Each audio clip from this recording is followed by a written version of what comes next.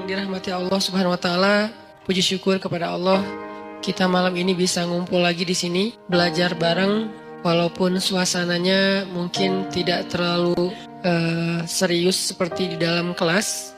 Niatin aja pertama kita duduk iktikaf di rumah Allah. Itu aja udah luar biasa pahalanya. Sehingga kalaupun misalnya kita duduk di sini terus dengerin tausiah nggak ngerti, tapi insya Allah ngerti karena tausiahnya nggak terlalu berat. Kalaupun kita nggak ngerti, kita tetap pertama udah dapat pahala iktikaf. Dan iktikaf itu pahalanya kata Nabi, fadzalikumur ribat, seperti orang yang berjihad dengan adegan ribat. Ribat itu kalau di zaman Nabi mengepung benteng musuh dengan waktu yang lama, hari, minggu, bahkan kadang-kadang sampai 1 bulan. Kalau sekarang di Palestina, pasukan perjuangan pembebasan Palestina yang dikenal dengan nama Hamas, mereka ribat di terowongan-terowongan menunggu tentara Israel lewat, itu bisa berbulan-bulan sampai 1 tahun. Itu namanya ribat. Jadi berdiam diri sambil ngepung benteng musuh. Nah, itu salah satu adegan paling membosankan dalam jihad. Kalau ketemu musuh langsung, itu jelas. Atau kalau misalnya serang-serangan, itu jelas. Tapi kalau ini, nungguin. Ngapain kok ditungguin? Kenapa dikepung? Karena salah satu strategi jihad di zaman itu adalah mengepung benteng supaya orang-orang di dalam benteng itu menyerah karena kehabisan stok makanan. Akhirnya mereka nyerah. Dan ini cara paling sedikit kerugian nyawa itu paling sedikit lewat ribat, karena hampir tidak terjadi peperangan. Termasuk Nabi ketika terjadi perang Khandaq atau perang Ahzab, itu kan menggali parit ya di sekeliling kota Madinah. Nah, musuh datang ngepung sehingga kaum muslimin nggak bisa keluar untuk mendapatkan logistik. Nah, dalam masa pengepungan itu Allah Subhanahu wa taala mendatangkan angin yang kencang dan dingin sehingga akhirnya pasukan Abu Sufyan atau pasukan orang kafir itu harus meninggalkan pos mereka dan terbukalah jalur akses logistik untuk kaum muslimin. Itu disebut dengan ribat. Dan orang yang melakukan ribat ini terkenal dengan sabarnya. Orang yang melakukan ribat terkenal ahli ibadahnya. Karena kalau mereka dalam kondisi ribat nganggur, apalagi main game, terus habis baterai, nggak bawa powerbank, kan susah ya. Nah, sehingga orang yang ribat itu dia nggak entertain. Entertain mereka itu ketika ribat apa? Tilawah. Entertain mereka ketika ribat apa? Sholat. Karena sholat buat mereka itu entertain, hiburan kalau bahasa lebih sederhananya.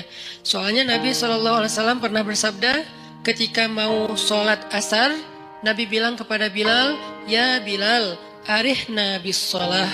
Wahai Bilal, istirahatkan kami dengan sholat. Jadi buat mereka sholat itu istirahat. Nah, ini namanya ribat. Yang mampu melakukan amal ini hanya orang-orang istimewa saja, yang kekuatan sabarnya luar biasa. Dan ayat ribat itu ada di akhir surat Ali Imran. Ya ayyuhalladzina amanu sabiru wasabiru warabitu. Rabitu ribat. Ya ayyuhalladzina amanu sabiru wasabiru warabitu. Dia level ketiga. Wahai orang yang beriman, bersabarlah. Kita aja masih di level ini nih, belajar sabar. Wasabiru, kuatkan kesabaran. Maksudnya apa? Ini untuk level kedua yang ujiannya nggak habis-habis. Kalau bersabar itu ujian pertama. Misalnya ujian sebutlah sakit. Itu isbiru. Udah sakit, nggak punya duit. Wasabiru. Udah sakit, nggak punya duit, nggak ada yang perhatiin. Nah, ini nih wasabiru nih. Jadi bukan hanya isbiru. Jadi kalau ada teman kita sakit, isbir, sabar ya gitu.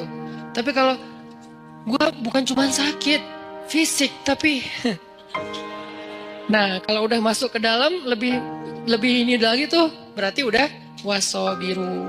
Berkali-kali terus saja diuji dengan ujian yang bertubi-tubi. Udah sakit, tadi ditinggalin orang yang dia udah sempat kegeeran, atau diharkosin, ya harapan kosong gitu kan, atau di teman-temannya pada cuek sama dia, nggak ada yang peduli, keluarganya jauh, nggak punya uang, dan segala macam bentuk ujian. Kalau udah terkumpul atau beruntun datang ke dalam kehidupan seseorang, maka kalimatnya wasabiru. kuatkanlah kesabaran. Ini level kedua. Di atas level yang kayak gini, yang ujiannya bertubi-tubi, ternyata ada level warabitu, ribat.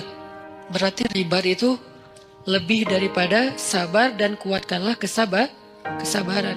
Kayak Nabi Ayub itu sabar atau kuatkan kesabaran. Kenapa? Karena ujian beliau bukan cuma sakit. Pertama sakit. Kedua, anaknya satu persatu meninggal. Setiap tahun meninggal satu, setiap tahun meninggal satu, sampai habis semua anak beliau. Ketiga, hartanya habis. Sampai beliau tinggal di gubuk kecil, di tempat yang sangat kayak terpencil gitu, kayak terusir gitu. Dan gak punya siapa-siapa. Yang keempat, keluarga besar beliau meninggalkan beliau kecuali istrinya. Sampai pernah saudaranya datang pengen menjenguk Nabi Ayub, tapi mereka cuma dari luar, gak masuk ke dalam rumah. Kenapa? Mereka ngomong dan kedengaran sama Nabi Ayub. Mereka ngomong, jangan masuk, kenapa? Ntar ketularan. Itu kan menyinggung ya. Kadang-kadang kayak kita kena cacar ya. Kita tahu cacar itu nular, tapi kita gak rela ada orang ngomong kayak gitu depan kita kan. Jangan ke rumah dia lagi cacar, ntar kamu ketularan. Kan tersinggung kan? Walaupun itu gak ada yang salah. Dia gak ngegibah, dia gak ngegibah sih. Salah, emang gibah sih itu mah. Karena definisi gibah sesuatu yang engkau bicarakan benar, tapi orang yang mendengarnya gak nyaman, itu gibah. Kebenaran yang kita bicarakan, tapi orang yang mendengar itu objeknya gak nyaman, sedih minimal. Kalau gak sakit hati itu gibah. Ya berarti gibah. Nah ini kan kita gak mau. Nah itu namanya wasabiru. Nabi Ayub dengan level yang udah luar biasa dahsyatnya ujian beliau disebut dengan kata-kata wasabiru. Tapi ribat di atasnya lagi. Isbiru wasabiru warabitu. Sehingga orang yang itikaf di masjid, walaupun cuman dari maghrib ke isya, karena itu waktu itikaf paling pendek, intizarus sholah ba'da sholah, menunggu sholat setelah sholat itu yang paling gampang kan? Nunggu isya setelah maghrib. Yang paling capek nunggu subuh setelah isya. Ini Ramadan lah, Ramadan setahun sekali oke. Kalau nunggu zuhur dari subuh kayaknya jarang, karena kita rata-rata nggak nunggu, soalnya sibuk dengan kegiatan. Kalau dari isya sampai subuh juga jarang. Jadi paling gampang tuh nunggu isya setelah maghrib. Itu udah i'tikaf.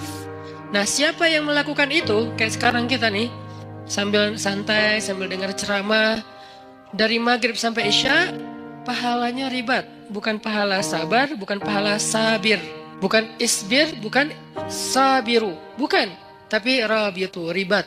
Fadzalikumur ribat. Itu disebut dengan ribat, kata Nabi. Arti itu disebut dengan ribat, pahalanya kayak orang yang berjihad fi sabilillah. Maka absyiru, berbahagialah ketika kita ada di rumah Allah. Nggak ada tempat lain yang dapat pahala kayak gitu. Walaupun yang lain boleh. Saya paling nggak suka ngebandingin dalam bahasa judgment. Kalau ngebandingin dalam bahasa motivasi, boleh. Contoh bahasa ngebandingin dengan bahasa judgment gimana? Di masjid berpahala, di yang lain itu dosa. Nah ini nih judgment. Kalau memotivasi, di masjid berpahala, yang lain juga nggak apa-apa. Karena kan area mubah dalam Islam tuh luas banget kan? Apa hukum nongkrong di kafe? Haram. Siapa bilang haram? Terlihat dulu kafenya gimana, dia nongkrongnya ngapain. Kalau dia lakuin dosa kayak berdua-duaan, oke, jadi bukan nongkrongnya tuh, khalwatnya. Kalau dia di situ kayak berjudi, berarti judinya. Kalau dia di situ misalnya kayak menggibah, berarti kumpulan gibahnya, perkataan yang sia-sianya. Tapi kalau dia nongkrong sekedar istirahat sebentar, sekarang namanya kafe, dulu namanya warung kopi. Kenapa di warung kopi boleh, di kafe nggak boleh? Lagi-lagi kayak kemarin. Kenapa bergaul boleh, gaul nggak boleh? Ya, kita terjebak dalam diksi. Warung kopi boleh, kafe nggak boleh. Padahal sama aja, cuman istilahnya beda. Tapi kan banyak kafe yang aneh-aneh. Allah alam, di Bandung sih banyak yang nggak aneh. Keren-keren lah, artinya kafenya masih standar. Jadi saya nggak mau menjudge bahwa yang selain di masjid, sia-sia. Yang selain di masjid, dosa. Yang selain di masjid, ahli neraka. Ya nggak gitu juga kali, ya. Tapi di masjid terbaik, itu udah pasti. Nggak boleh diragukan dan nggak boleh diperdebatkan. Kenapa? Karena sebentar aja di masjid, pahalanya udah kayak jihad. Ada gitu tempat kayak gitu di luar? Ada. Di tempat orang sakit. Siapa yang datang ke rumah sakit atau ke rumah orang yang sakit, maka dia seperti berjalan di antara taman-taman surga. seperti berjalan di antara taman-taman surga. Itu maksud Nabi itu sebaik-baik tempat di muka bumi itu masjid, maksudnya motivasi, bukan ngebanding-bandingin terus coret semua selain masjid, nggak gitu juga. Jadi buat teman-teman kadang ada yang nongkrong di mana, saya juga nongkrong, nggak apa-apa, tapi masjid harus jadi tongkrongan favorit. Yang lain kayak gimmick atau tambahan-tambahan kayak bonus lah ya. Tapi tongkrongan paling favorit itu adalah nongkrong di masjid. Kalau ada yang nanya, di masjid kok nongkrong? Ya nongkrong itu bahasa Arabnya majelis. I'tikaf itu artinya berdiam diri. Berdiam diri bahasa anak mainnya nongkrong. Ya, sama aja. Jadi ini terjemah. 1. Niatin i'tikaf. Niatnya gimana Ustadz? Saya i'tikaf, udah selesai gitu. Nggak perlu ribet-ribet, nggak perlu misalnya harus, cari dulu di googling, niat i'tikaf, boleh, nggak apa-apa pakai bahasa Arab, tapi kalau nggak ngerti bahasa Arab, an-niyah fil qalb, niat itu di dalam hati, ya nggak masalah juga, niatin aja, ya Allah, saya lagi i'tikaf di rumah Engkau, izinkan ya, saya jadi tamu, diam sebagai tamu. Tamu mah jangan terlalu maceh ya. Loncat sana, loncat sini, guling-guling. Nah ini mah, kalau di rumah kita ada yang kayak gitu gimana? Anak kecil aja, dede, takut pecah inilah apa segala macam. Nah apalagi rumah Allah. Bertamu, tenang. Saking tenangnya, sakinah. Bangun-bangun udah azan isya gitu kan ya. Jadi, niatin i'tikaf. Yang kedua, niatin benar-benar dari rumah tadi tuh. Pas teman-teman berangkat ke sini, niatin ngapain? Mau tolabul ilmi, mencari ilmu. Mencari ilmu, pahalanya gimana? Dari rumah ke sini dihitung sama malaikat. Berapa jaraknya? Nanti dikali sekian. Minimal kali 10, minimal. Nggak ada yang kurang dari 10 dalam amal soleh dalam Islam tuh. Al-hasanatu bi'ashri amthaliha, kata ulama. Kebaikan itu 10 kali lipat, dan itu diambil dari hadis. Minimal 10, maksimal bighairi hisab, nggak ada batas, itu maksimal. Sehingga kalau kita niatin datang ke sini pengen cari ilmu, selain tadi itikaf nongkrong di rumah Allah, karena rumah terbaik itu rumah Allah, saya senang aja, demen banget nongkrong di rumah Allah, nyaman gitu, dapat rahmat dari Allah, nah itu udah keren. Satu lagi, cari ilmu, sehingga jarak dari rumah ke tempat kita ini, ke masjid, nanti dikali sekian oleh malaikat, mudah-mudahan dikalinya ribuan. Kalau dikali 1000, misalnya jaraknya, kalau dari rumah saya ke sini sekitar 1 kilo, berarti saya udah lebih didekatkan ke surga 1000 kilo. Jadi saya motong jalan ke surga 1000 kilo. Dari mana hitungannya Ustaz? Dari hisab. Dari padang mahsyar. Orang lain jalan 1000 kilo, itu berapa lama jalan kaki 1000 kilo teh? 1000 kilo dari sini mana? Sini Surabaya itu 700 kilo. Sini Surabaya balik ke Semarang, nggak ada kerjaan. Dari sini ke Surabaya saya karena nggak tahu kalau Bali berapa ya. Dari sini ke Surabaya balik lagi ke Semarang, kurang lebih lah ya 1000 kilo. Itu kira-kira kalau jalan kaki berapa lama? 2 minggu gimana kalau jalan kaki? Capek. 2 minggu ya. Berarti sekali kita mencari ilmu, Allah menghemat jarak kita ke surga daripada mahsyar itu 2 minggu minimal. 2 minggu.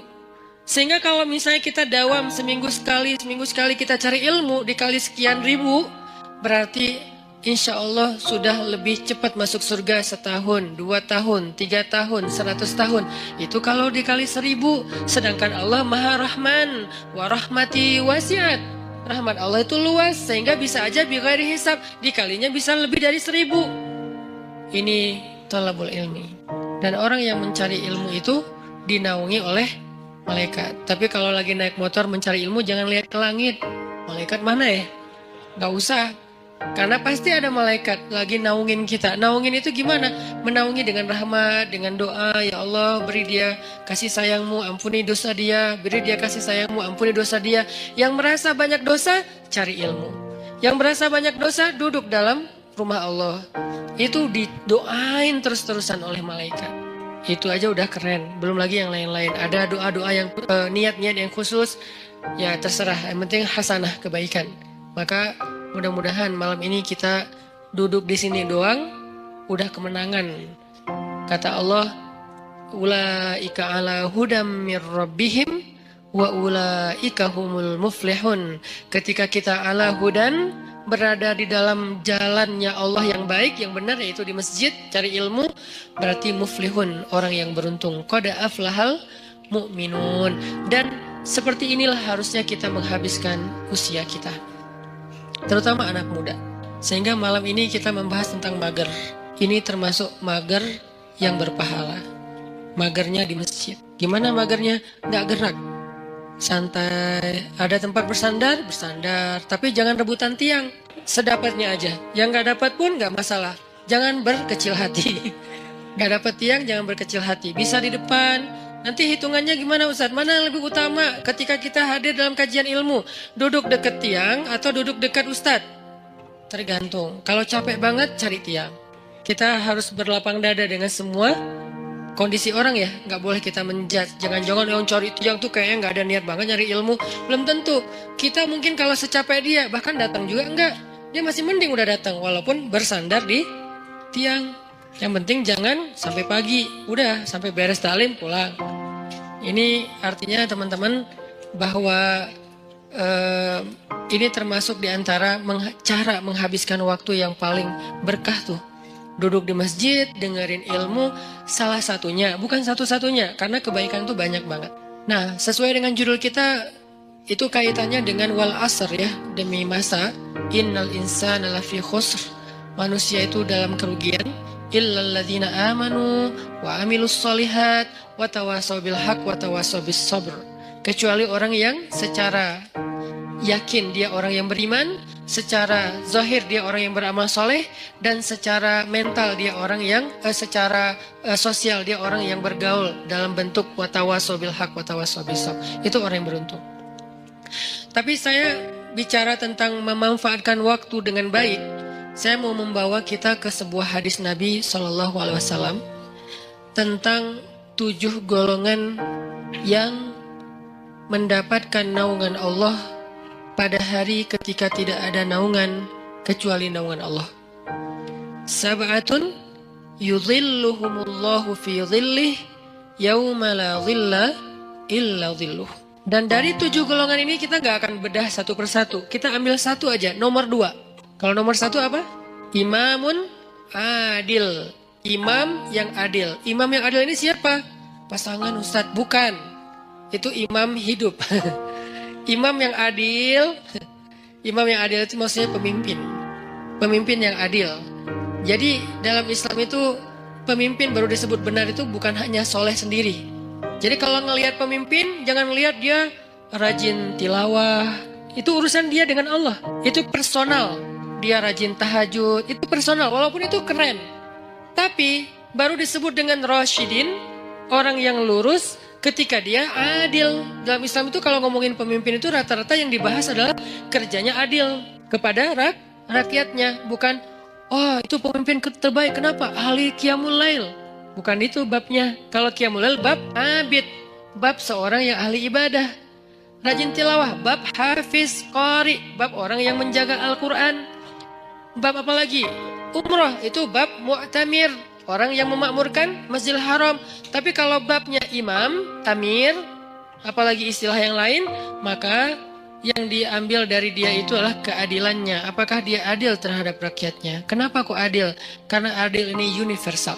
Dia bukan pemimpin bagi umat Islam saja, tapi dia pemimpin bagi semua orang yang ada di dalam tempat wilayah tanggung jawab dia. Ada muslim, ada non-muslim. Apakah dia berlaku adil kepada siapapun? Adil di sini dengan makna yang sebenar-benarnya. Bukan subjektif, diinterpretasi sesuai dengan kepentingan. Bukan, dengan makna yang sebenarnya. Nah, yang kedua, sebelum kita salat Isya, yang kedua, yang paling penting malam ini akan kita bahas, syabun nasya'a fi ibadatillah. Pemuda yang tumbuh dalam ketaatan kepada Allah Subhanahu wa taala. Pertanyaannya, siapakah pemuda? Apakah kita masih termasuk pemuda? Kemudian apa yang dimaksud dengan tumbuh dalam ibadah kepada Allah? Saksikan episode setelah salat Isya. Barakallahu fiik. Bismillahirrahmanirrahim. Teman-teman semuanya yang disayang Allah Subhanahu wa taala, Tadi kita membahas tentang niat kita hadir ke sini, dan itu juga salah satu di antara amal solih dan kebaikan yang kita dapatkan hanya dengan sekedar duduk di masjid. Kalau kita lelah, istirahat di masjid. Kalau kita galau, mengadulah kepada Allah di dalam masjid.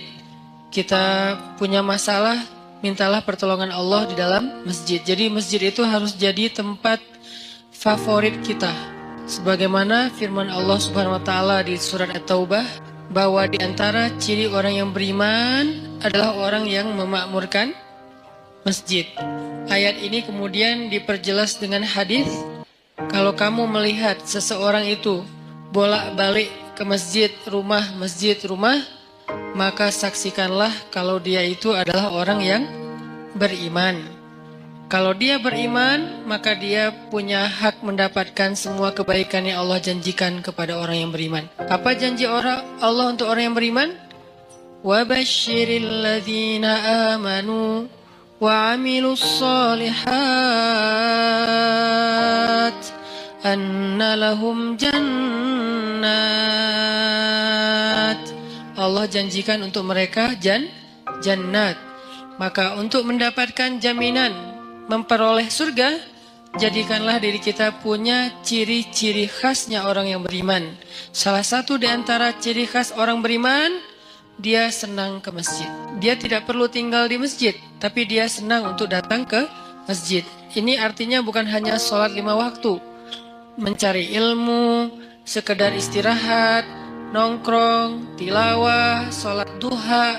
Walaupun tidak ada keharusan sholat duha atau sholat sunnah itu di masjid, karena emang ada sunnahnya sholat sunnah itu di rumah. Tetapi tidak masalah kita lakukan di masjid juga. Nanti di rumah ada bagian sholat sunnah yang lain. Nah, berkaitan dengan judul kita mager pada malam ini, saya pengen ngangkat hadis tentang 7 golongan yang mendapatkan naungan Allah di padang mahsyar. Hari ketika nggak ada lagi naungan, arti nggak ada naungan, kita nggak akan nemu pohon di sana. Karena dalam konteks literasi Islam, yang disebut dengan naungan itu nomor 1 tuh pohon. Kita nggak akan nemu pohon di padang mahsyar. Karena semua areanya satu bumi yang ukurannya 1000 kali lebih besar daripada bumi tempat kita tinggal sekarang, dan namanya tetap bumi mahsyar namanya. Kalau di akhir surat Ibrahim Allah nyebutnya yauma tubaddalul ardu ghairal ardi was samawat. Hari ketika bumi yang lama sudah berganti dengan bumi yang baru. Earth yang lama berganti dengan earth yang baru. Earth yang baru itu disebut dengan Ardul Mahsyar. Kita nyebutnya padang mahsyar. Dalam teks Arab disebutnya Ardul Mahsyar. Terjemahan yang lebih tepatnya bumi mahsyar, planet mahsyar. Ukurannya 1000 kali lebih daripada ukuran bumi yang sekarang.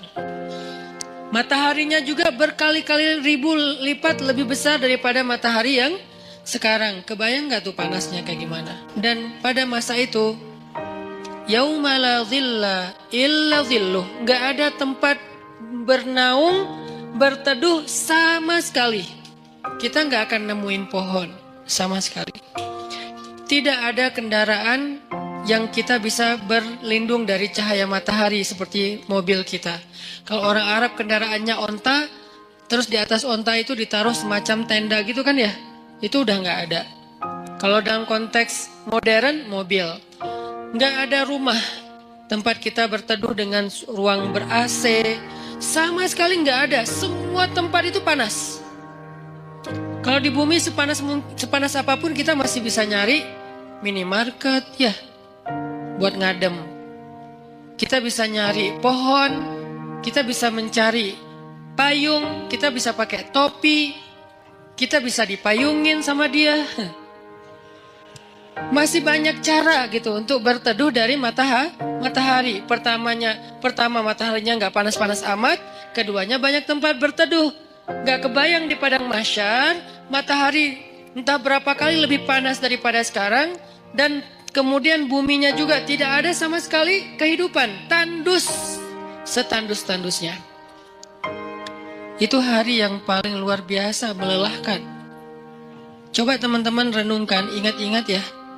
Dalam hidup kita pernah gak ngejalanin satu hari yang capek banget di luar rumah? Capek banget di luar rumah. Kalau buat saya pengalaman kayak gitu tuh terjadi pas lagi haji, hari Jumat, haji besar. Saya jalan malam nih, begitu matahari terbenam, jalan dari Arafah ke Muzdalifah. Jalan ke Muzdalifah, sampai di Muzdalifah itu jalan padahal cepat sebetulnya, dekat, tapi karena crowded banget, akhirnya macetnya bukan oleh kendaraan, macet oleh manusia. Kalau di Indonesia, Bandung, Jakarta kita sering macet kendaraan, ini macetnya tuh manusia. Sampai berhenti, tapi manusia. Coba, kalau berhenti kendaraan masih mending, bisa pakai motor, bisa jalan kaki lebih cepat naik mobil daripada naik mobil. Ini orang tapi macet, berhenti. Sampai di Muzdalifah itu udah tengah malam. Padahal kalau normalnya paling juga sejam. Sampai Muzdalifah tengah malam. Muzdalifah langsung tepar di atas tanah, istirahat sebentar, karena emang ada sunnahnya bermalam di Muzdalifah. Tapi kita nggak mungkin bermalam penuh karena ngejar, karena macet, jadi kita kondisional. Istirahat sejam 2 jam di atas tanah, tidur, bangun tidur, milihin kerikil untuk lontar jamarat, jalan lagi ke Mina. Sampai di Mina udah subuh. Subuh lontar jamarat. Lontar jamarat, beres lontar jamarat langsung pulang ke Mekah, dan itu semua jalan kaki. Pulang ke Mekah buat tawaf ifadah. Nah itu sampai di Mekah itu udah menjelang zuhur. Tawaf gak usah jalan, berhenti aja, berdiri aja gitu. Itu kita tawaf sendiri, dibawa oleh arus. Jadi tawafnya gini, 7 putaran, gitu aja, muter. Karena ke bawah arus, saking padatnya manusia. Lalu beres tawaf yang kayak gitu kondisinya, udah jalan dari kemarin maghrib sampai siang nih, jalan terus. Tidur baru 2 jam, itu juga gak jelas. Kemudian balik lagi ke Mina, karena harus masuk Mina sebelum matahari terbenam. Kalau masuk pas matahari udah terbenam, nanti kena denda. Akhirnya kita ngejar, balik lagi ke Mina. Perjalanan sekitar 3 jam lebih. Itu adalah hari yang paling melelahkan dalam hidup saya di luar rumah. Dan padang mahsyar, kalau dibandingkan dengan itu tuh bukan kerikil lagi. Lebih kecil dari kerikil, kepayahannya, gak ada apa-apanya. Padang mahsyar lebih dahsyat dari itu. Jalannya bukan setengah hari kayak saya cerita tadi. Jalannya bisa 100 tahun, bisa 1000 tahun, bisa sekian puluh ribu tahun. Itu jauhnya benar-benar jauh. Gak ada kendaraan, benar-benar gak ada kendaraan. Gak ada naungan, benar-benar gak ada naungan. Tandus setandus-tandusnya. Itu yang disebut oleh Nabi, yauma la dhilla illa dhilluh. Gak ada naungan sama sekali kecuali naungan Allah. Cuman satu-satunya tempat kita berteduh, gak akan kepanasan, gak akan kepayahan, cuman berada di bawah naungan Allah. Masalahnya cuman ada 7 komunitas yang masuk ke dalam naungan itu. Sisanya enggak. 7 komunitas ini pun ternyata saringan dari orang mukmin, saringan dari orang Islam. Jadi bukan masalah yang penting saya udah Islam, enggak. Dari orang Islam sendiri masih disaring lagi benar-benar yang spesial. 7 golongan kalau bahasa resminya, 7 komunitas, 7 geng kalau bahasa anak nongkrongnya, cuman ada 7 kelompok. Salah satu dari 7 kelompok itu, nomor 2-nya adalah syabun nasya'a fi ibadatillah. Pemuda yang tumbuh dalam ibadah kepada Allah atau dalam ketaatan kepada Allah. Pertanyaannya, apa definisi syab atau pemuda? Secara usia dalam Islam, pemuda itu usia di bawah 40 tahun. Itu syab. Secara status belum menikah. Kalau udah menikah Ustadz, udah bukan syab. Karena ujiannya nggak seperti yang belum menikah. Beda, saya pernah ngerasain.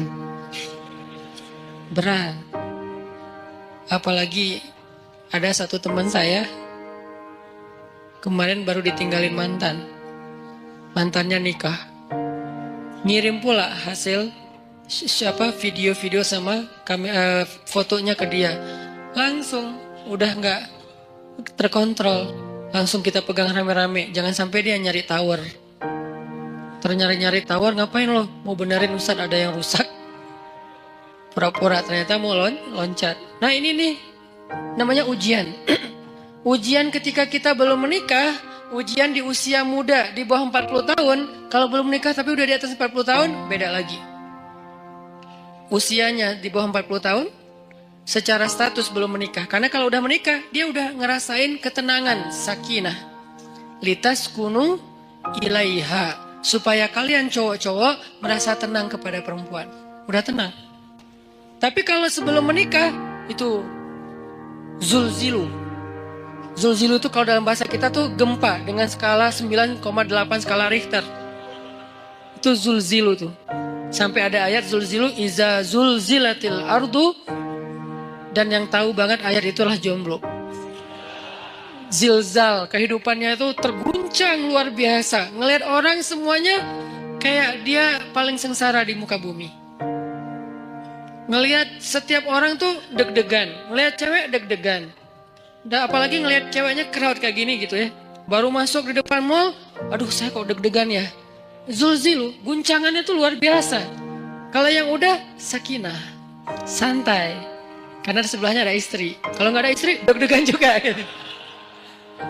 Intinya mah beda ujiannya. Karena beda ujiannya, maka beda pula rewardnya. Al-jaza ala qadril masyaqqah. Balasan Allah itu tergantung beratnya beramal. Buat yang masih sendiri beramal itu lebih berat. Kenapa? Karena zilzal dalam batinnya tuh kenceng. Godaannya tuh banyak. Mikirin itu nggak jelas apa yang dipikirin. Karena ya gitu kondisinya tuh antara kayak nggak ada kejelasan status. Apalagi dia udah sendiri digantung. Kan lebih nggak jelas lagi ya. Saya gimana? Berat statusnya. Nah ini nih ngeri banget ujiannya.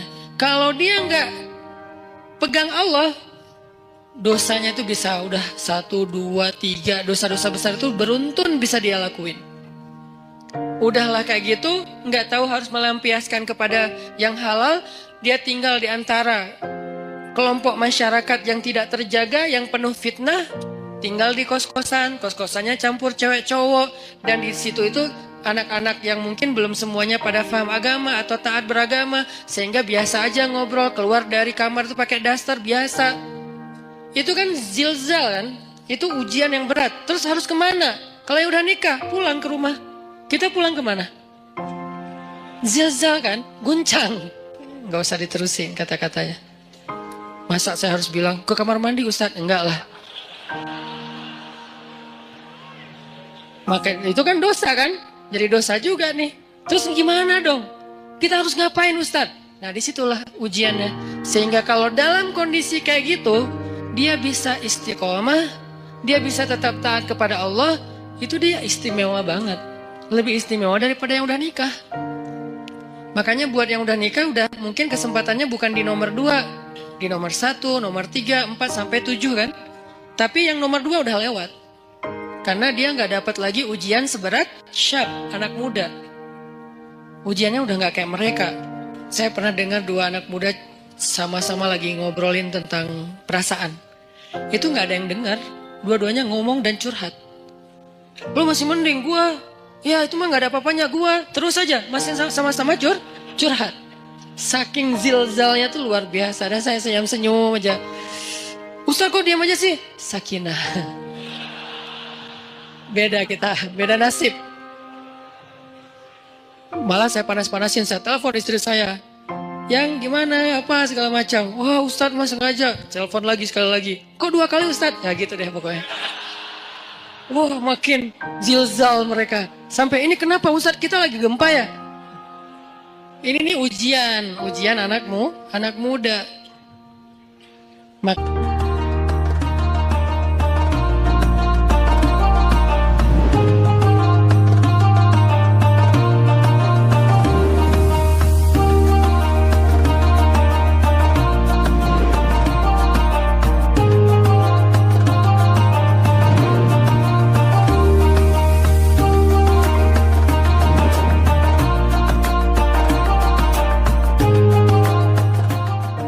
karena diuji kayak gini, akhirnya ya kalau dia bisa tetap istiqomah, konsisten, komitmen dengan batasan syariat, maka dia istimewa di sisi Allah. Dan juhdun, pengorbanan dia untuk menjaga diri dalam kondisi yang berat kayak gitu, itu yang Allah hargain nanti di padang mahsyar. Kesini wahai anak-anak muda, kumpul-kumpul yang mengikuti jejak Yahya alaihi salam, yang mengikuti jejak Maryam radhiyallahu anha. Karena mereka dua simbol, satu lagi Yusuf alaihissalam. 3 simbol anak muda yang di masa mudanya banyak godaan. Yusuf digoda, Yahya digoda, Maryam digoda, tapi istiqomah tidak berbuat dosa sampai Allah menentukan kebaikan setelahnya. Kebaikan Yusuf akhirnya menikah juga. Kebaikan Yahya akhirnya syahid. Kebaikan Maryam akhirnya diberikan anak tanpa punya suami. Allah menentukan nasib yang berbeda-beda. Tapi semasa mereka diuji, 3-tiganya itu simbol dari istiqomah. Benar-benar istiqomah. Keren banget tuh 3-tiganya. Maryam saking istiqomah, hampir gak kenal cowok dalam hidupnya. Hampir gak kenal cowok dalam hidupnya. Yusuf saking istiqomah, itu digoda sama cewek di dalam ruangan. Dan ceweknya itu bukan cewek biasa. Bukan hasil editan pas ketemu kok beda. Enggak. Ini cewek benar-benar cantik, nggak diedit, emang benar-benar cantik. Dan insya Allah semua ada di sini. Daripada mereka tiba-tiba pulang satu persatu ntar ya, kok sepi di atas, sebel sama Ustadz. Ini cewek benar-benar cantik, cantiknya itu diakui. Jadi kayak Miss Mesir lah. Bertahun-tahun dia dapat piala Miss Universe malah, bukan Miss Mesir lagi. Itu cantiknya cantik beneran. Sampai direkam kecantikannya di dalam banyak riwayat. Dan dia udah nutup pintu. Manggil Yusuf. Yusuf ke kamar, beresin kamar kotor. Datang aja Yusuf dengan polosnya. Bawa kemoceng, bersih-bersih. Pas udah masuk kamar, ditutup pintunya dari dalam, dikunci. Ceweknya datang ke Yusuf. Itu cewek ditaksirin, dikecengin semua orang cowok-cowok yang ada di Mesir.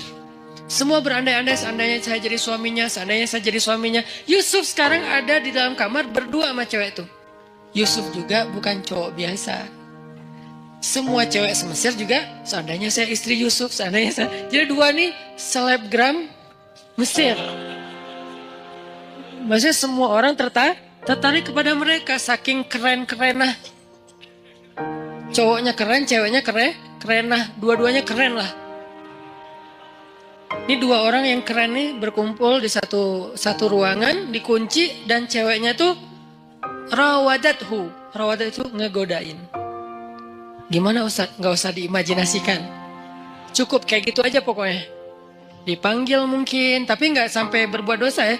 Dipanggil atau kesini wahai Yusuf, aku mencintaimu. Gak ada siapa-siapa, kamu gak usah khawatir. Aku akan rahasiakan apa yang terjadi hari ini di sini dan segala macam. Wah itu udah luar biasa. Wahammat bihi. Dia tuh bergairah kepada Yusuf. Dan Yusuf normal.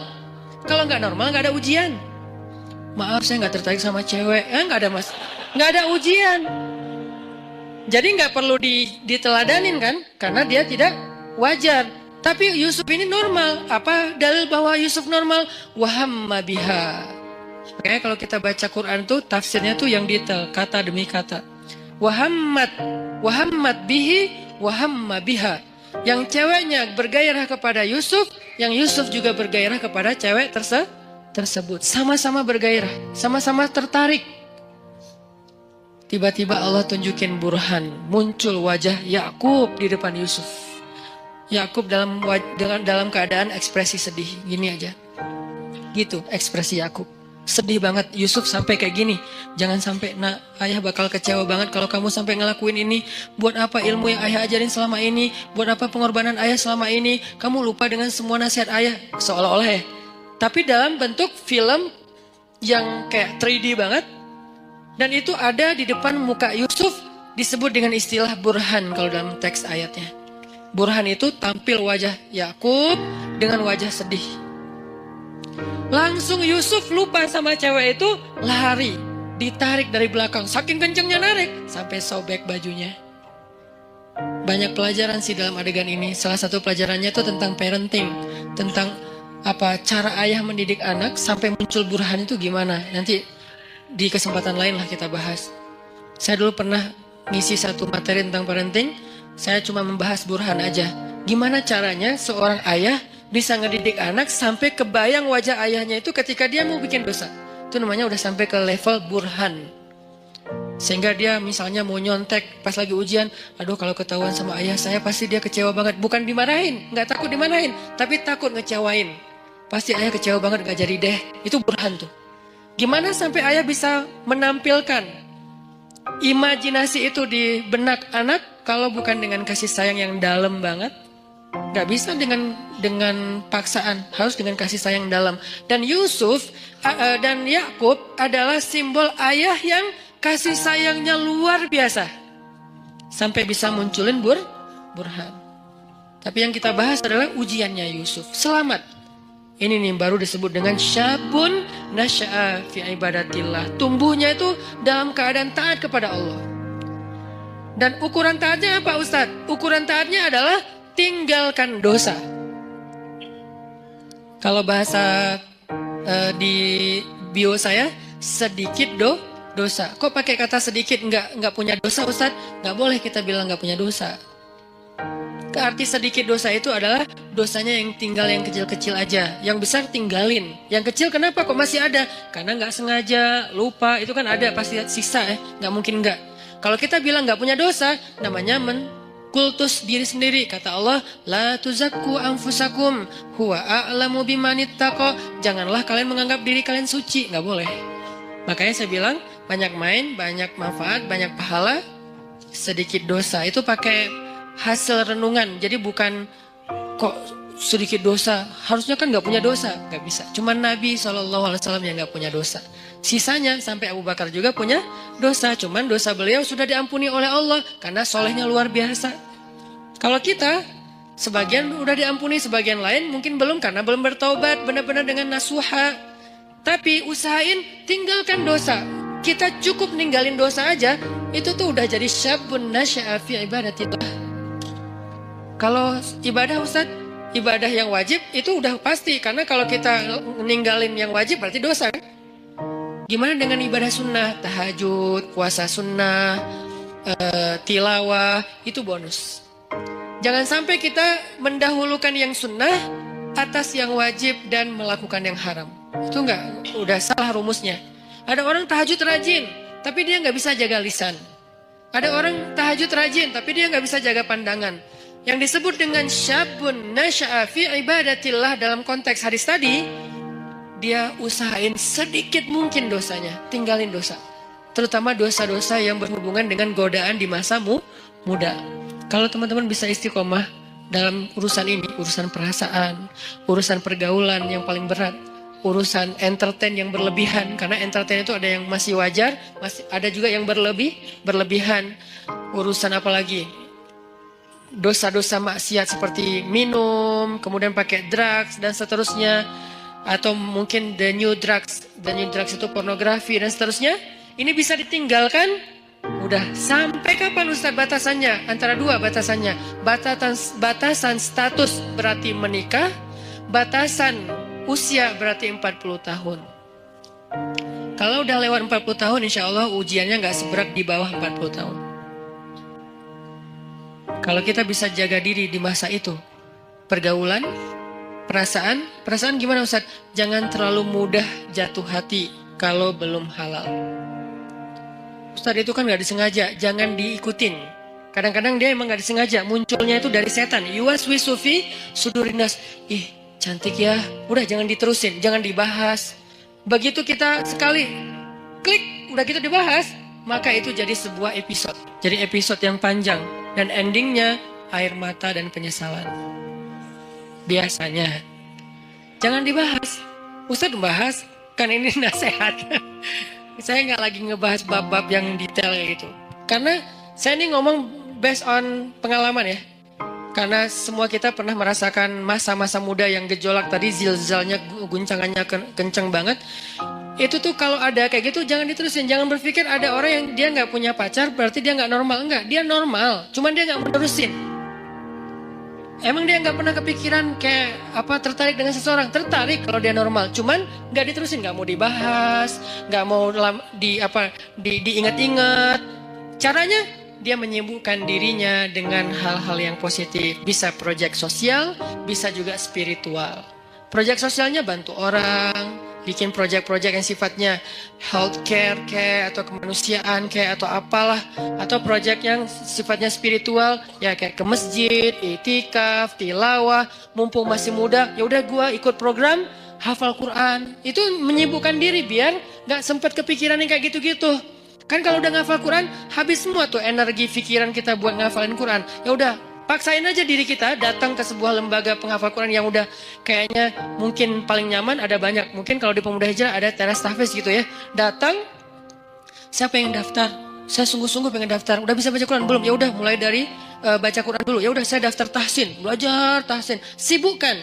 Udah sibuk kayak gitu nggak sempat kepikiran lain. Kalau masih kepikiran berarti kurang sibuk. Kalau masih kepikiran berarti kurang sibuk. Cari lagi sampai sibuk, sampai nggak sempat mikir. Itu baru namanya nasya'a, tumbuh. Jadi kalau kita bedah kata demi kata, syabun artinya tadi udah jelas pemuda. Sekarang nasya'a itu tumbuh. Artinya tumbuh itu menghabiskan waktu. Arti tumbuh menghabiskan waktu, menghabiskan usia, menghabiskan harinya. Berarti daily activity-nya apa? Daily life-nya itu apa? Kita sibukin daily life kita dengan semua yang membuat kita nggak sempat mikirin dosa. Gimana caranya? Pilih dari 3 kesibukan secara value-nya. 1, menyibukkan diri dengan yang wajib. Gimana menyibukkan diri dengan yang wajib, Ustadz? Sholat 5 waktu, biar sibuk ke masjid. Kalau nggak ke masjid kan nggak terlalu sibuk ya. Tinggal wudhu, sholat di tempat kita berada. Jadi kan nggak terlalu sibuk kan.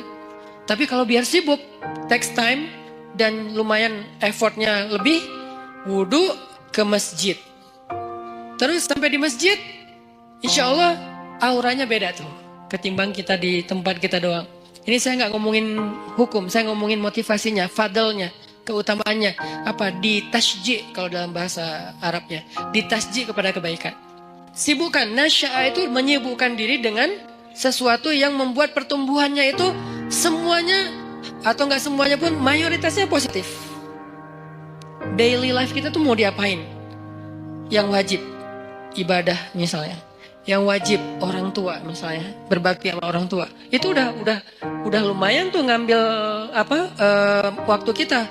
Jadwalin. Kalau misalnya kita ngerantau, telepon, WA. Jadwalin kalau kita dekat sama orang tua tuh datang ke orang tua, ada waktu bersama dengan orang tua ngapain gitu. Keluarga, kalau dengan orang tua plus dengan adik kakak atau apa, pokoknya keluarga ini silaturahim kan. Kalau bahasa lebih ini lagi, silaturahim, jalin, sibukkan dengan yang wajib. Ustadz, yang wajib udah sholat 5 waktu, telepon orang tua, tilawah sehari minimal 2 lembar, minimal itu wajib. Di atas itu sunnah, sejuz normalnya, idealnya sejuz, minimal 2 lembar lah sehari. Udah Ustadz, masih banyak waktu kosong, yang sunnah. Sibukkan dengan yang sunnah. Yang sunnah apa? Ya tadi, kalau ibadah yang sunnah, sifatnya sholat sunnah, puasa sunnah, tilawah tambahan dari target 2 lembar, apalagi zikir. Ustadz, nggak semua yang sunnah saya sanggup sekaligus, karena kan kita nih bukan orang yang keren-keren amat ya Ustadz. Oke, nggak apa-apa. Nggak, yang wajib 10%, oke? Yang sunnah 20%, masih sisa berapa? 70%. Habiskan buat yang mubah, boleh. Karena yang wajib dalam kehidupan kita kan nggak banyak kan sebetulnya. Yang sunnah lebih banyak dari yang wajib, 20%. Atau yang wajib 20%, yang sunnah 30%. 50%-nya mubah. Arti mubah apa? Nggak berpahala, tapi juga nggak dosa. Dia nggak berpahala, tapi juga nggak dosa. Emang boleh Ustaz? Ya boleh lah. Makanya Islam itu luas. Syumuliyatul Islam.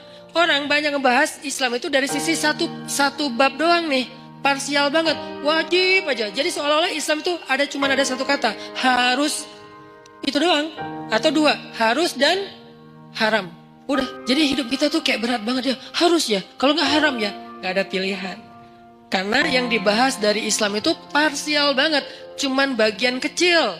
Sementara ada bagian yang begitu luas dalam kehidupan kita 24 jam, Itu nggak dibahas. Yang dibahas yang wajib. Ke masjid, ke masjid, ke masjid.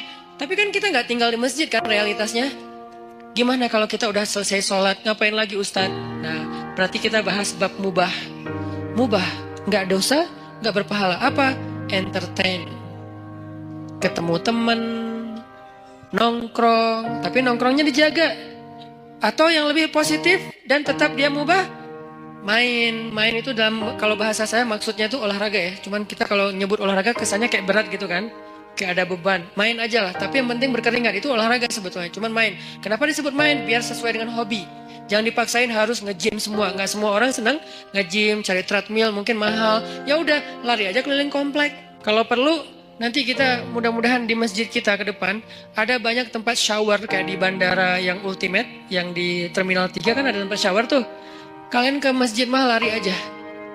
Jalan kaki minimal. Sampai di masjid, udah siapin handuk kecil. Kalau mau jangan pakai handuk. Bawa kanebo. Tapi kanebo yang bagus ya. Bukan kanebo pas digosok gini, kulitnya nempel di kanebo. Atau kanebonya nempel di kulit misalnya. Kanebo yang bagus ya. Karena itu paling praktis. Kalau ini saya tahunya dari teman. Kalau ke laut gitu, kan kita sering mandi tuh. Habis berenang, mandi, habis main air, mandi pastinya. Kalau bawa handuk nggak sempat kering, udah mandi lagi tuh. Akhirnya kita bawa kanebo yang bagus, beli di salah satu tempat yang terkenal teh. Nah, terus pakai kanebo ke masjid sama baju kaos ganti yang biasa lah ya, sama parfum apa misalnya kesukaan kalian. Nah, mandi itu segar banget loh, sholat maghrib habis olahraga, habis mandi, kan keren ya. Segar banget, di masjid sediain shower. Buat cowok-cowok buat mandi. Ceweknya nggak usah lari. Cewek mah ada tempat sendiri, zumba kayak apa gym, apa yang bagian cewek lah. Minimal gym. Ini olahraga main mubah, tapi dia bisa menjaga kita dari dosa. Jadi yang menjaga kita dari dosa itu bukan cuma astagfirullah. Oke, tapi kita nggak bisa astagfirullah 24 jam kan? Yang bisa menjaga diri kita dari dosa, sholat 2 rakaat. Iya, tapi kan kita nggak mungkin sholat 24 jam. Ya, harus realistis. Waqi'i, harus realistis. Tapi juga tetap masali, tetap ideal. Banyak orang yang idealis tapi kurang realistis. Terlalu realistis, jadinya nanti apa? Memudah-mudahkan, tasayyub. Makanya dalam Islam tuh nggak boleh kita terlalu idealis, perfeksionis, disebut dengan takalluf. Nggak boleh juga terlalu realistis sampai melupakan idealisme, disebut dengan tasayyub. Ada takalluf, ada tasayyub. Dua-duanya nggak boleh dalam Islam. Yang benar wasatiyah, dia proporsional. Nggak boleh takalluf. Kenapa nggak boleh takalluf? Allah sendiri yang bilang, la yukallifullahu nafsan illa wus'aha. Allah tidak mentakallufkan, tidak membebankan. Artinya takalluf itu terlalu membebani diri. Jangan juga tasayyub yang terlalu meringankan masalah. Semua jadi boleh. Maka bermainlah di tengah. Di tengah di sini maksudnya bukan terombang-ambing, bukan, proporsional. Yang wajib dilakukan, tapi kan tetap nggak mungkin 24 jam wajib. Yang sunnah dilakukan, tapi itu bonus-bonus. Maka sebagian besar usia kita itu ternyata dihabiskan untuk porsi yang ibahah, yang mubah. Apa dalilnya? Salah satu dalilnya adalah kaidah fikih. Al-aslu fil asya ibahah. Dasarnya segala sesuatu adalah boleh. Dasarnya segala sesuatu adalah boleh. Berarti habiskan. Nasya'a, tumbuhnya itu dalam hal-hal yang dibolehkan Allah. Tapi juga bukan berpahala dan juga tidak berdosa. Gak apa-apa. Olahraga, nyalurin hobi, ke bengkel kayak ngulik mesin atau apa. Kalau cewek lebih ke apa, skillnya cewek apa mungkin, skill cowok apa, life skillnya dibangun terus supaya dia ketika nanti jadi punya pasangan, life skill dia itu bermanfaat untuk pasangannya. Kalau cewek, life skill seorang cewek yang lebih identik tuh apa?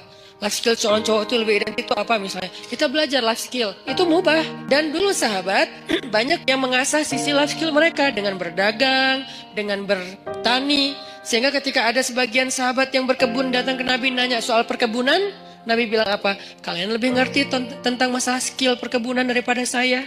Karena itu urusan dunia. Udah kalian ulik aja sendiri. Saya cuma ngasih batasan, jangan curang, jangan apa, batasan nilai. Tapi secara teknis kalian lebih ngerti. Udah aja kembangin. Yang senang komputer, belajar startup digital. Sekarang lagi era startup. Anak-anak muda Indonesia tuh harus ngerti startup supaya dia dominan, eksis di dunia digital, supaya nggak terus-terusan jadi orang yang ikut program orang ngedownload. Tapi harusnya dia bisa bikin orang ngedownload program dia yang hobinya di komputer. Yang hobinya apalagi kembangin produk-produk aplikasi sosial media yang versi yang lebih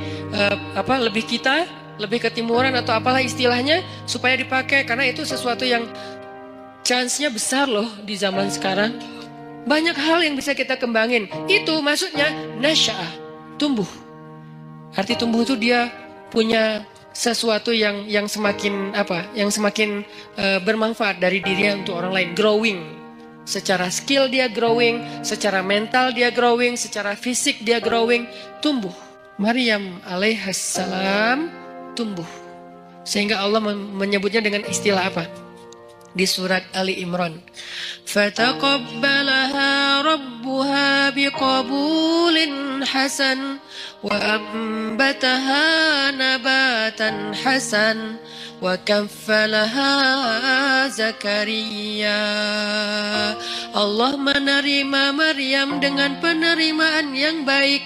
Menerima di mana? Untuk punya kamar di Masjidil Aqsa. Yang tadinya nggak boleh perempuan punya ruang di Masjidil Aqsa menurut tradisi Yahudi. Bukan agama Yahudi, tradisi Yahudi. Kalau agama langit dari dulu laki-laki dan perempuan itu sama-sama dihargai. Ketika agama ini mulai dirubah, maka nilai ini juga berubah. Sampai orang Yahudi bukan lagi punya agama, punya tradisi. Bukan punya syariat, tapi punya kepercayaan. Tradisi orang Yahudi di masa Nabi Zakaria dan Maryam, cewek itu nggak boleh sholat di masjid. Jadi kalau ada yang bilang Islam itu tidak mengangkat kehormatan perempuan, berarti dia nggak ngerti Al-Quran. Dia nggak belajar sejarah, dia asal ngomong. Banyak orang asal ngomong sekarang tuh. Kalau kita belajar Al-Quran, sejarah gimana Al-Quran itu sangat mengangkat harga diri perempuan, itu banyak banget ceritanya. Salah satunya Maryam. Maryam itu mendobrak tradisi Yahudi loh, yang sekarang dielu-eluin, di Tomorrowland bendera Israel itu berkibar dengan begitu tinggi kan ya. Paling banyak bendera di Tomorrowland kan bendera Israel kan. Kita lihat di mapnya pesawat, rata-rata pesawat internasional, nggak ada Palestina, adanya Israel. Dan saya sangat tersinggung, karena yang benar adalah Palestina. Artinya yang kita bangga-banggain, moderat lah, cerdas lah, apa segala macam, seolah-olah mau diikutin agama mereka, tradisi mereka pelan-pelan, justru mereka menghancurkan dan meremehkan perempuan. Perempuan dijadikan pajangan. Apakah itu yang dianggap dengan menghargai perempuan? Sesuatu yang dipajang itu kan berarti jadi barang. Yang berharga itu nggak boleh dipajang. Yang berharga itu ditaruh di box. Boxnya ditaruh di dalam sebuah peti atau di dalam sebuah loker, dalam lemari, lemarinya dikunci, kamar dikunci, pintu dikunci, gerbang digembok. Namanya safety box. Saking berharga. Karena kurang berharga di display. Siapa aja boleh nyentuh, siapa aja boleh lihat, siapa aja boleh bolak-balik. Taruh lagi, datang lagi yang baru, bolak-balik naruh lagi. Kenapa? Kurang berharga. Sekarang kalau kayak gitu, kira-kira siapa yang lebih menghargai perempuan? Yang menjaganya dengan menutupnya, dengan menjaga batasan, jangan terlalu banyak bergaul ke semua laki-laki, kecuali yang ada urusan-urusan yang penting saja. Atau yang buka-bukaan, display di banyak produk, di banyak event, di banyak festival. Mana yang lebih menghargai perempuan?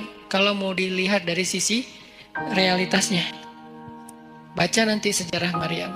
Maryam tuh mendobrak tradisi Yahudi. Yang tadinya perempuan ditolak di masjid. Masjidil Aqsa ditolak. Datang Maryam dibawa oleh Zakaria. Rame tuh di antara rabi-rabi Yahudi. Orang-orang pemuka agama Yahudi debat.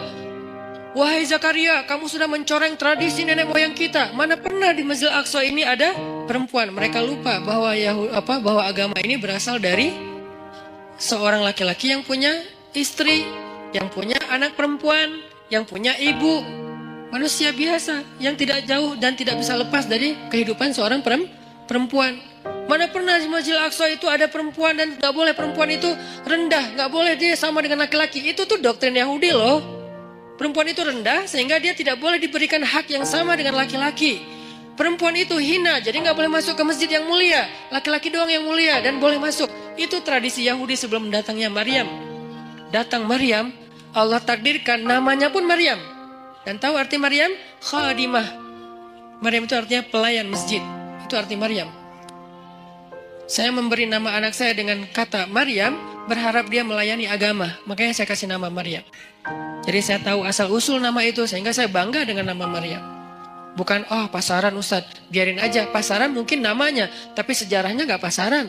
Coba cari sejarah seperti Maryam, ada nggak yang nomor 2? Nggak ada, cuma ada 1.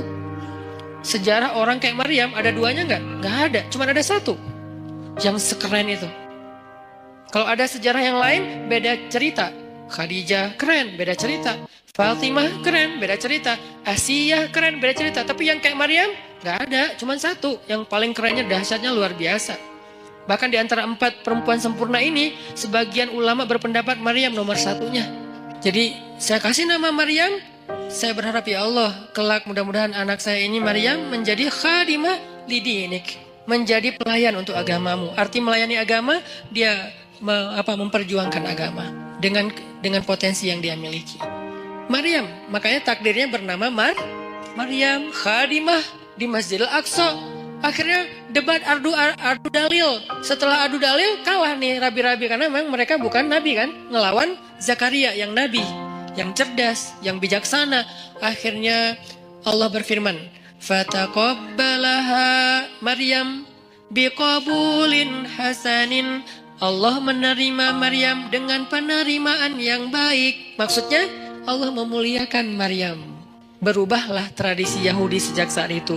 Sejak Maryam masuk ke Masjid Aqsa, perempuan-perempuan Yahudi mulai boleh masuk ke Masjid Aqsa. Alasannya, tuh Maryam boleh, masa kami nggak boleh? Akhirnya boleh. Ini sejarah gimana agama-agama langit yang ditutup dan disempurnakan dengan Islam sangat menghargai perempuan.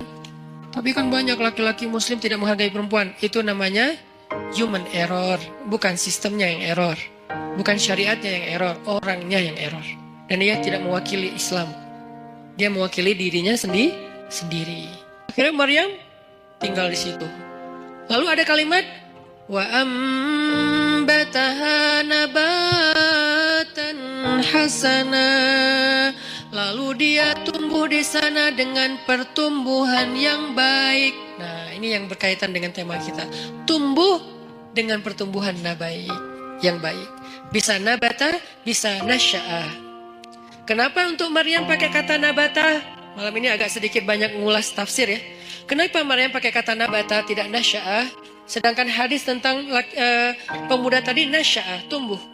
Kalau Maryam nabatan, wa ambataha nabatan hasanan. Kenapa nabata? Karena Allah pengen menghargai Maryam dengan istilah apa? Tumbuhnya pakai istilah bunga. Bunga itu nabata. Makanya jadi bahasa Indonesia nabati.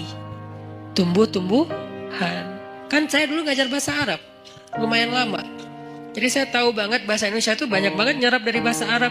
Sehingga kalau kita mau bilang anti Arab segala macam, kita lupa sejarah tentang berdirinya negara dan terbentuknya bahasa kita sendiri. Bahasa kita itu dibentuk oleh ulama. Buktinya banyak bahasa Arab di dalam bahasa kita. Banyak banget, 80%-nya bahasa Arab. Bahkan bahasa Sunda sebagiannya bahasa Arab. Ya, kalau saya pergi ke Kalimantan tuh saya bilang, kalian tahu nggak Khatulistiwa itu bahasa apa? Bahasa apa Ustaz? Sanskerta? Bukan, bahasa Arab. Khatul istiwa. Khat artinya garis, istiwa artinya lurus.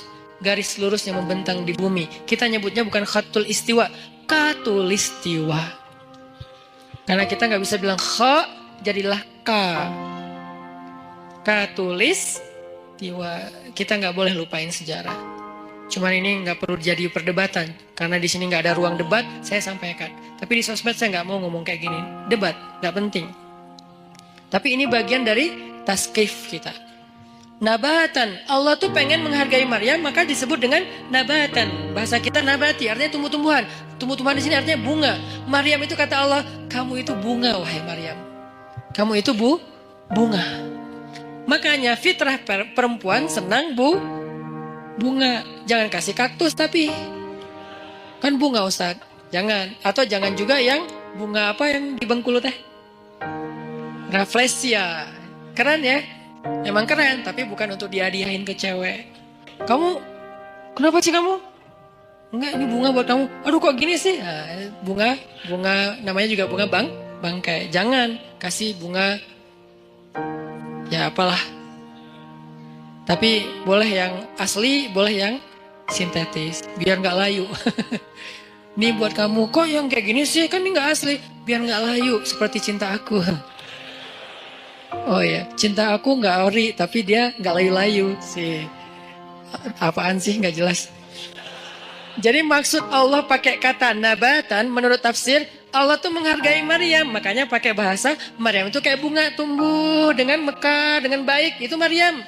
Tapi korelasinya dengan pembahasan kita, Maryam itu tumbuh dan tumbuhnya dalam bi'ah solihah namanya. Apa arti bi'ah solihah? Lingkungan yang baik. Berarti pelajaran kedua tentang tumbuh yang bisa nanti dapat naungan di padang mahsyar, biar kita termasuk orang yang gak mager adalah cobalah cari bi'ah solihah, carilah lingkungan yang baik. Kalau gitu kita gak boleh gaul sama orang yang gak baik, boleh. Tapi kita jadi ada dua, ada kebutuhan kita, ada lebih ke share-nya kita. Kita kalau mau sharing, mau giving, mau berbuat baik, cari orang yang belum baik untuk kita ajak baik bareng. Tapi kita sendiri juga belum baik-baik amat, sehingga kita butuh yang mengajak kita lagi nih. Semua orang saling mencari dua itu tuh. Satu project untuk dia beramal soleh dengan mencari teman-temannya yang belum hijrah, ajak hijrah. Tapi kalau gaulnya sama itu doang, lama-lama kita lemah. Cari juga bi'ah solihah yang bisa ngajak kita, yang bisa ngingetin kita. Watawasau bil haq, watawasau bis sob. Bi'ah solihah namanya. Cari pertemanan. Gimana cari, ini lebih ke teknis ya. Gimana cara cari teman yang bisa jaga iman kita? Karena kata Nabi, almar'u ala dini khalili, seseorang itu agamanya tergantung temannya. Cari, serius nyarinya, kepoin. Jadi kalau belum halal gak usah nyari orang yang mau dipacarin, mending cari orang yang mau disahabatin. Sahabatnya dunia akhirat, yang nanti di padang mahsyar dia nanya kita, ya Allah, kemana sahabat saya yang dulu ikut talim bareng? Kemana sahabat saya yang sering ngingetin tahajud? Kemana sahabat saya yang ini? Kata Allah, dia di pintu neraka. Bentar lagi mau masuk tuh. Ya Allah, saya bersahabat karena engkau dengan dia di dunia. Selamatin dia, boleh gak saya tarik dia supaya gak masuk neraka? Ya Allah, saya selamatin. Boleh, cari aja. Langsung dia kejar ke neraka. Nyari secepat mungkin dia ke pintu neraka, ngomong ke malaikat, dia sahabat saya yang ini di mana orangnya? Itu tuh bentar lagi mau dimasukin. Sini jangan masuk dulu. Akhirnya dikeluarin. Ada apa? Kamu sahabat saya? Ya, kita kan dulu bareng ke TSB. Emang masih disebut Ustaz istilah-istilah kayak gitu? Masih. Apa yang kita rasain di dunia tuh masih kita sebut dan gak diganti istilahnya loh. Kita masih ngomong kayak gini banget kita ngomong. Kita kan Rabu malam sering ikut talim bareng kan? Iya. Dan seringnya kita di depan halaman kan? Iya. Kenapa? Karena kita nungguin yang lain pulang, nanti kita boncengin, bayar. Boleh lah. Yang penting dia pernah ke masjid bareng. Ya udah, terus apa? Gimana nih? Allah memberi izin saya untuk menyelamatkan kamu dari neraka. Masuk. Nah, ini orang kayak gini harus dicari. Dia tuh nemenin kita di dunia dan akhirat loh. Lebih penting daripada pacar. Kecuali pacar halal. Kalau pacar halal udah gak ada lah yang bisa dibandingin ya. Udahlah terbaik itu mah. Tapi kalau ini mah beda project. Pacar halal kan untuk membahagiakan kita ya. Kalau ini untuk menyelamatkan kita. Bukan membahagiakan. Mungkin dia gak akan ngebahagiain kita. Jangan berharap kita bahagia bareng dengan dia. Aneh. Saat saya udah bahagia dengan dia. Aneh ya. Dia nyelamatin agama kita, maksudnya nyelamatin kita dari dosa, nyelamatin kita dari pas lagi kayak futur, istilah anak-anak aktivis teh, futur itu pas lagi down, ya drop imannya itu dia nyelamatin. Caranya gimana?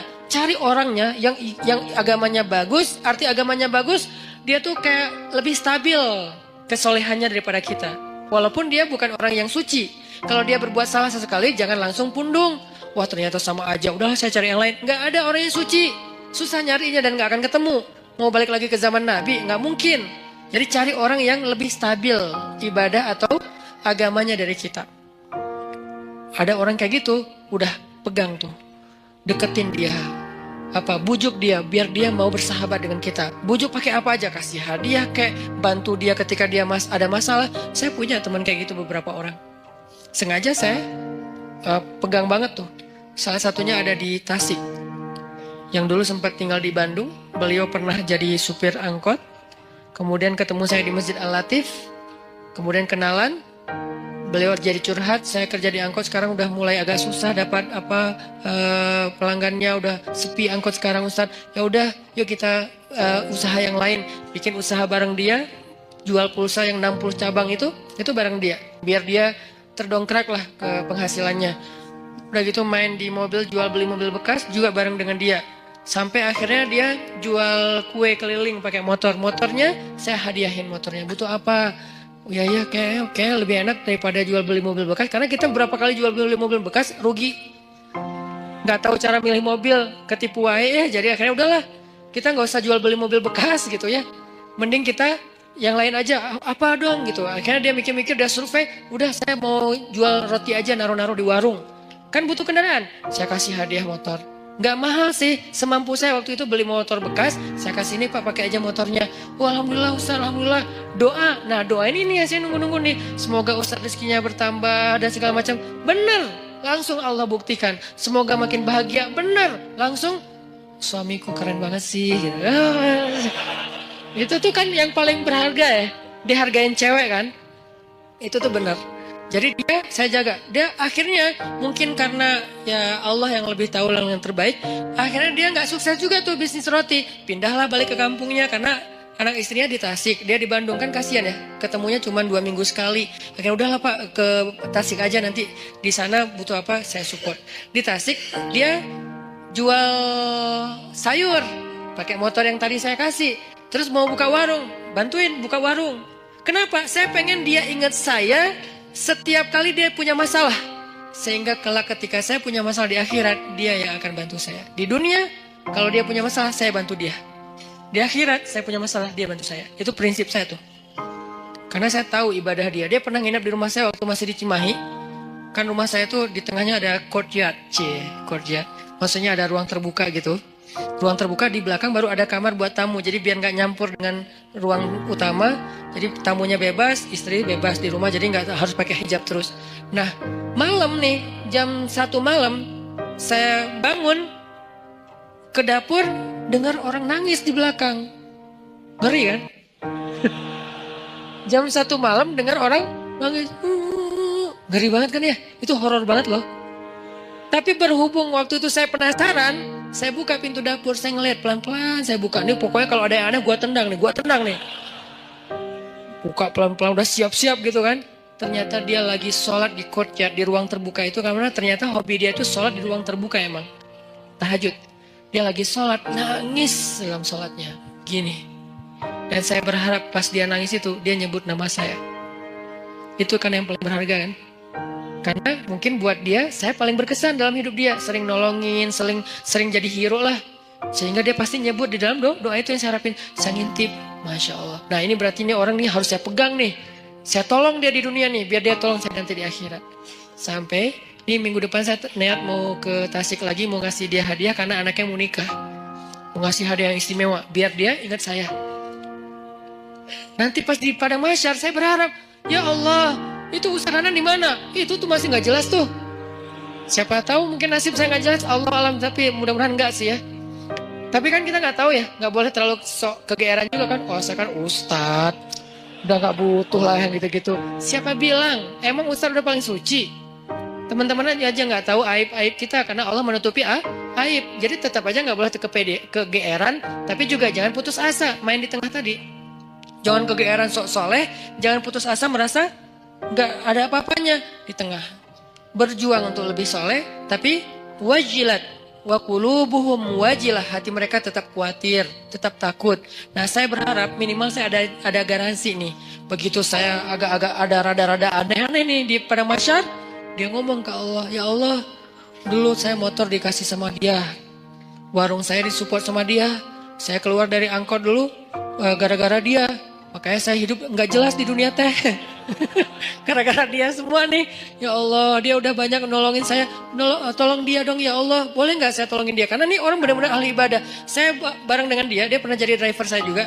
Bareng dengan dia nyetir ke Jakarta. Ke Sukabumi. Kita ada acara di Sukabumi, dia nyetir. Pak, bantuin saya nyetir. Oke, nyetir. Di mobil, saya tilawah surat Al-Muluk. Murojaah hafalan lah. تبارك الذي بيده الملك وهو على كل شيء قدير ولقد زينا السماء الدنيا بمصابيح وجعلناها رجوما للشياطين وأعتدنا لهم عذاب السعير وللذين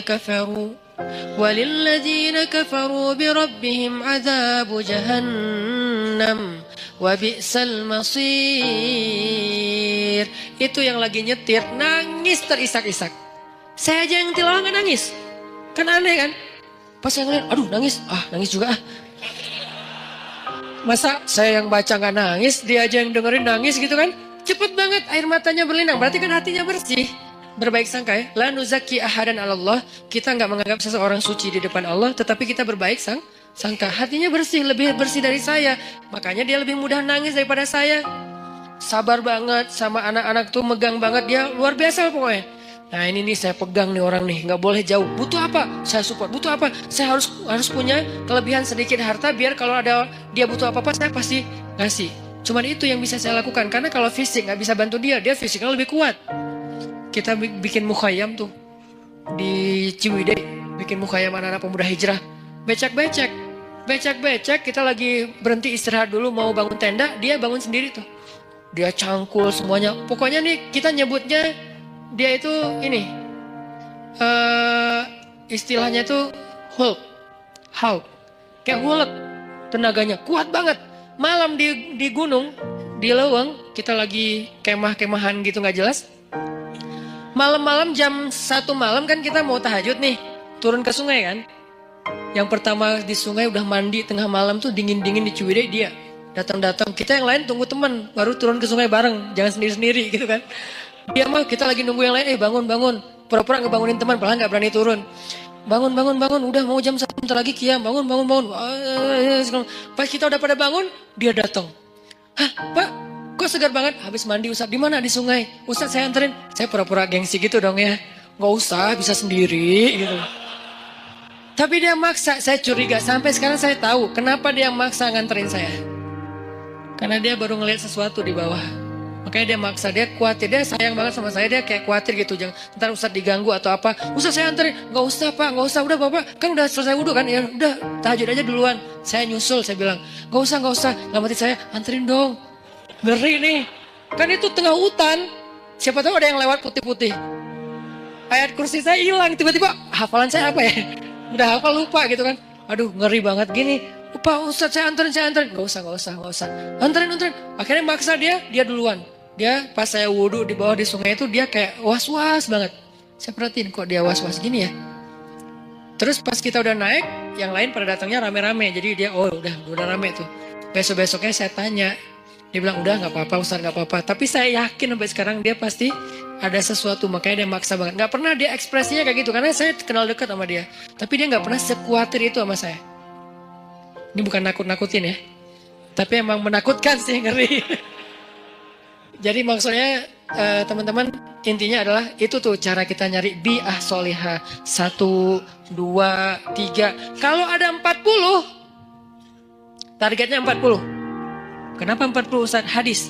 Kalau seseorang meninggal dunia disolatkan oleh 40 orang solih, dijamin terbebas dari azab kubur, api neraka, pasti masuk surga. 40 dengan kualitas kayak dia, itu gak gampang loh nyarinya. Bukan 40 orang, 40 orang soleh. Yang solehnya secara zahir kita lihat, dan kita gak bisa ngelihat yang batinnya. 40 orang. Mulai dari 1, 2, dan orang kayak gitu tuh jangan cuman kenal.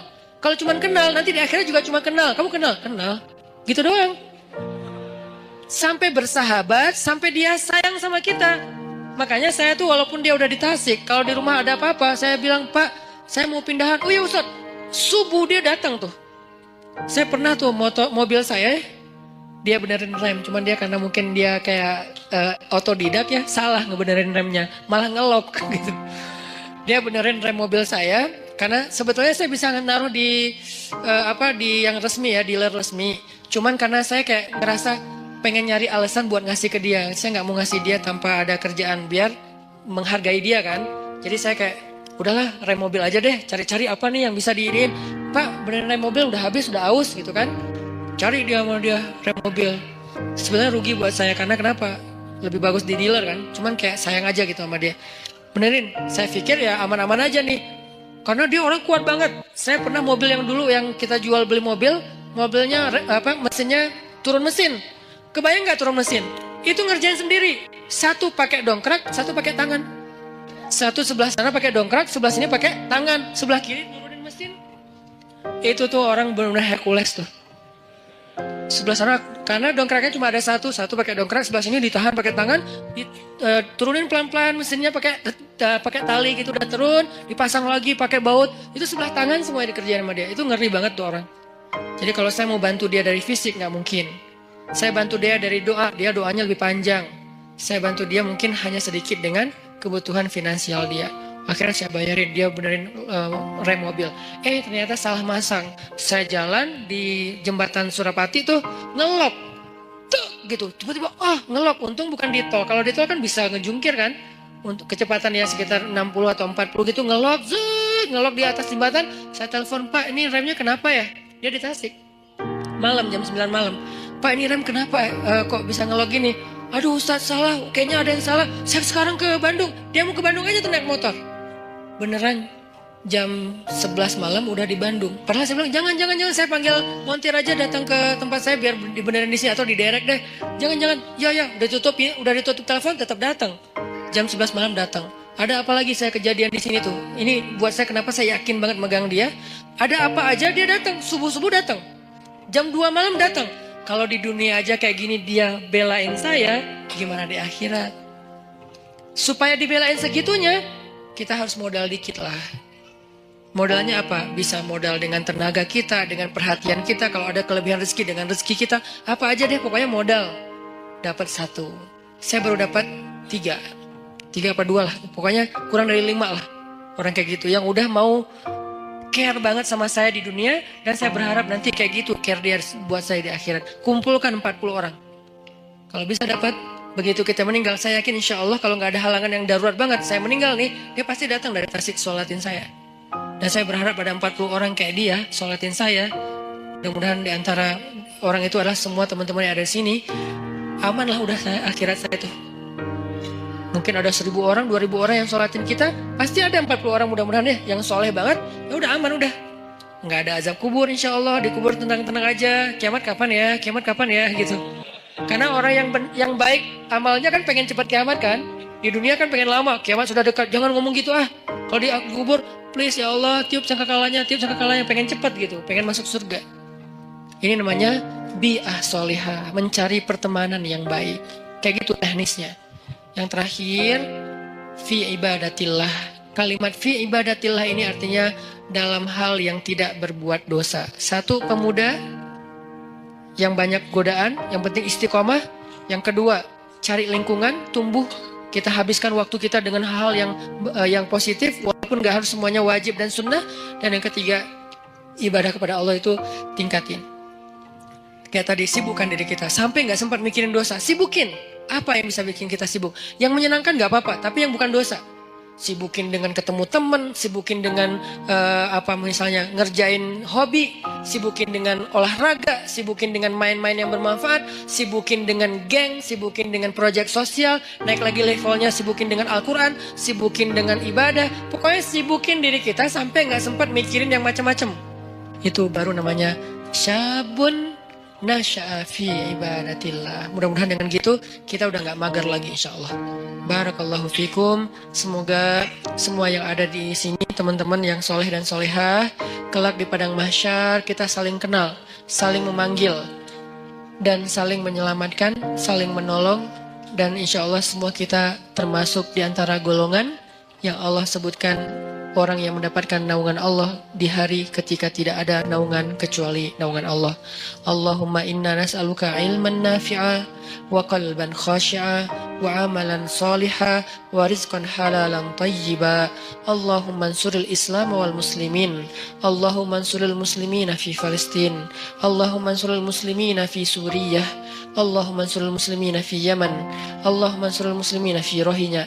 اللهم انصر المسلمين في كل مكان اللهم وحد كلمة المسلمين ووحد صفوف المسلمين وألف بين قلوب المسلمين اللهم اجعلنا من الصالحين ربنا آتنا في الدنيا حسنة وفي الآخرة حسنة وقنا